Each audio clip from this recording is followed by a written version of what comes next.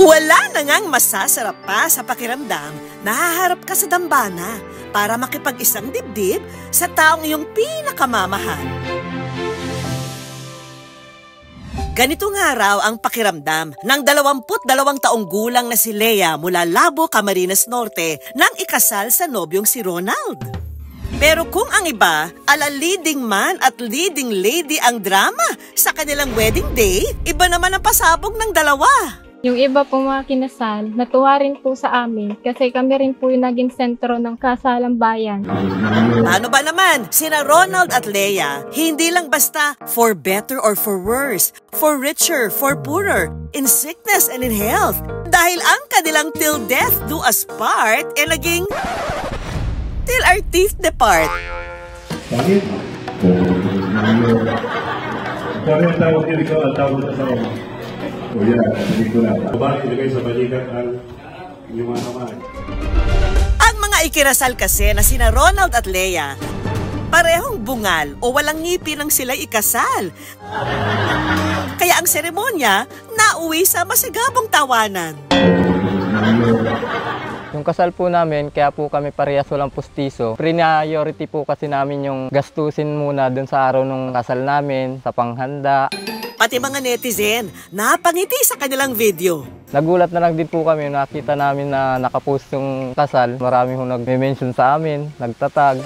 Ang good news, samot-saring komento ang kanilang tinanggap mula sa aliw na mga netizen.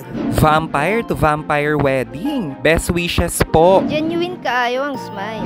Very simple, meant to be. Sa mga netizen po na natuwa sa amin, masaya rin po kami. Hindi po talaga namin yung inaasahan. Kaya nakakagulat po talaga yung nangyari niya. Pero kung bumitaw man ang kanilang mga ngipin, hinding-hindi raw ang kanilang mga puso. Dahil bago pa man ikasal, 8 taon na raw ang kanilang pag-iibigan. Nagsimula ang love story na ni Pangit noong taon 2016. Nung nagkakilala kami sa park. Yung una po, hindi talaga kami magjowa. Parang pinagpanggap lang kami. Sabi ko, ba't di na lang natin tutuhanin? Kasi para mas legal na tayo.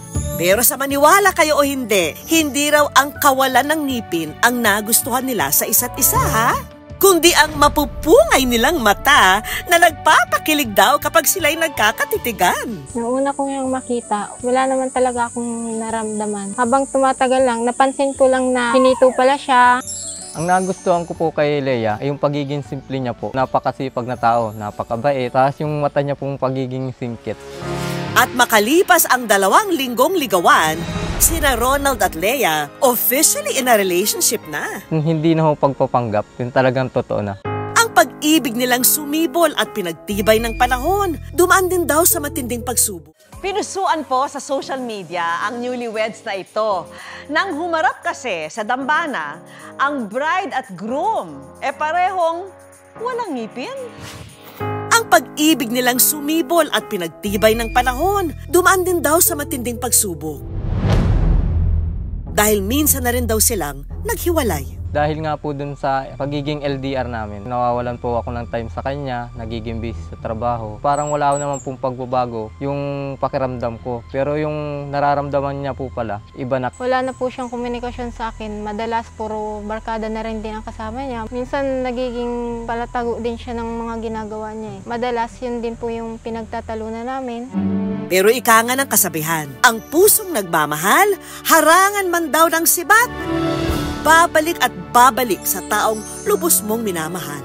Nang nagkahiwalay kami ni Ronald, umasa talaga ako na babalikan niya ako. Dahil alam ko naman na mahal niya ako, mahal ko rin siya. Kung saan po siya nakatambay, pinupuntahan ko siya, tapos sinusuyo ko, kinakausap po. Parang pinaparamdam ko na ako na ulito, kaya ko nang gawin kung ano yung dating ako.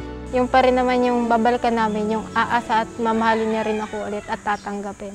Hindi na sayang yung effort namin na pagbatiin sila nung sila yung magkaaway. Ayaw namin magkahiwalay sila kasi close na rin sa amin si Lea. Pinagang payuhan lang naman talaga namin na baka meron pa kasi sa sobrang tagal na, 8 taon, nagmamahala na. Nangihinayang din naman kami para sa kanilang dalawa.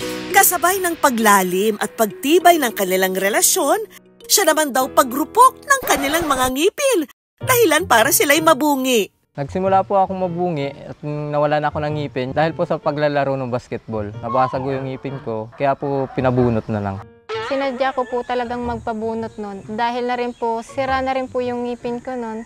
Pero eto pa ang siste. Kung nagtagumpay si Ronald na muling mabawi ang puso ni Lea, tuluyan naman siyang nawalay sa kanyang pustiso. Nawala po yung pustiso ko nung kami ay nag-iinuman. Yung pagkain ko po ng tsokolate, dumikit po sa bagang ko. Sa gusto kong matanggal, kumuha ako ng tubig, tapos nagmumug ako. Hindi ko naman po akalain yun sa pagbuga ko, doon po mismo madidiretso sa drainage. Hindi na nga raw sila nakapagpagawa ng pustiso.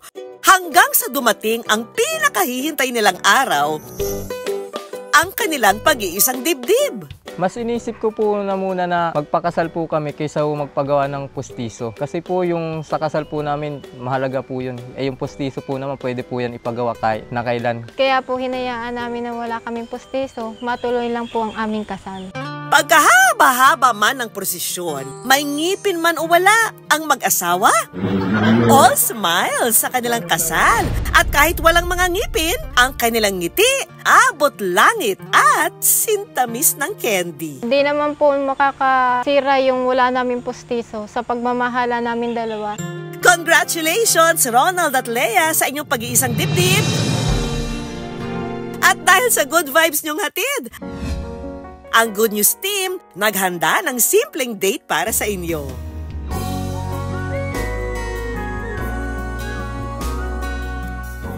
Sa 8 years namin pagsasama, marami na rin naman din po nagkakaroon ng problema. Hindi naman po yun naiiwasan sa isang relasyon. Pero ang mahalaga po nun, yung tiwala namin sa isa't isa at yung pagmamahalan po namin.